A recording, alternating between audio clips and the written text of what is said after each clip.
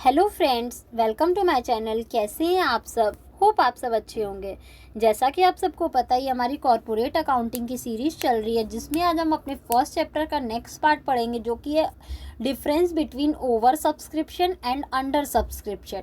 Over subscription of shares and under subscription of shares का मतलब हम अपने प्रीवियस वीडियो में देख चुके हैं। आज हम देखेंगे कि दोनों में डिफरेंस क्या होता है।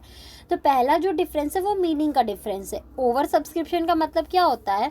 When a number of shares applied is more than the number of share offer to the public, the issue is term as over subscription.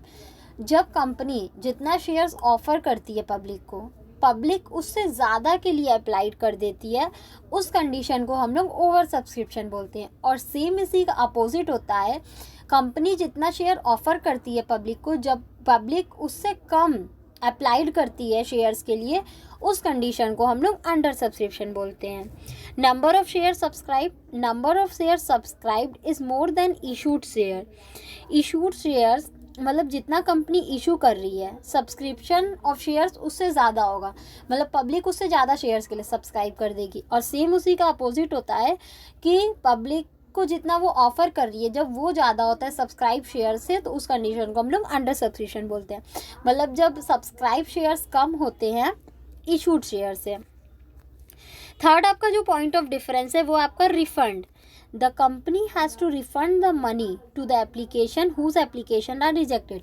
जिसका एप्लीकेशन वो रिजेक्ट करेगी कंपनी, मतलब जिसका एक्सेस शेयर्स वो नहीं एक्सेप्ट करेगी, उसका जितना भी मनी होगा उसको रिफंड करना होगा।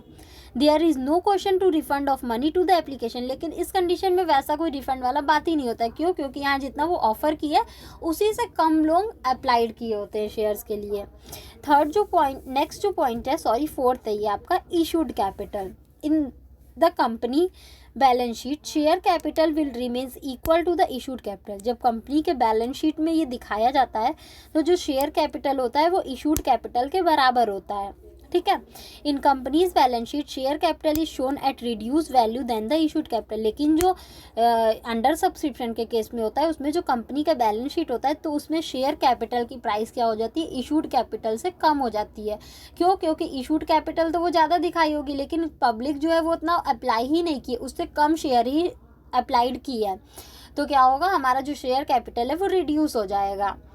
नेक्स्ट जो पॉइंट ऑफ डिफरेंस है वो है आपका allotment of shares. All application for shares are not accepted but some application are rejected और इशूड ऑन प्रोरेटा बेसिस। इसमें जो सारे एप्लीकेशन होते हैं सारे को एक्सेप्ट नहीं किया जाता है, बल्कि कुछ को एक्सेप्ट किया जाता है और कुछ को रिजेक्ट कर दिया जाता है। और जिनको एक्सेप्ट किया भी जाता है उनको प्रोरेटा बेसिस पे, मीन्स प्रपोर्शन के हिसाब से उनको शेयर्स दिए जाते हैं।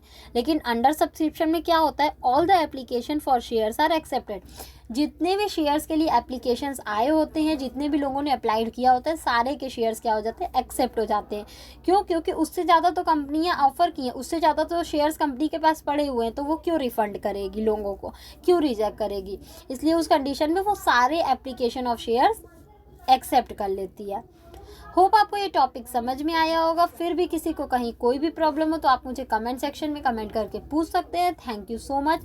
Please like, subscribe and share my channel. किसी को इस सब्जेक्ट या किसी भी सब्जेक्ट के नोट्स चाहिए तो वो मेरा डिस्क्रिप्शन बॉक्स चेक कर सकता है। Thank you.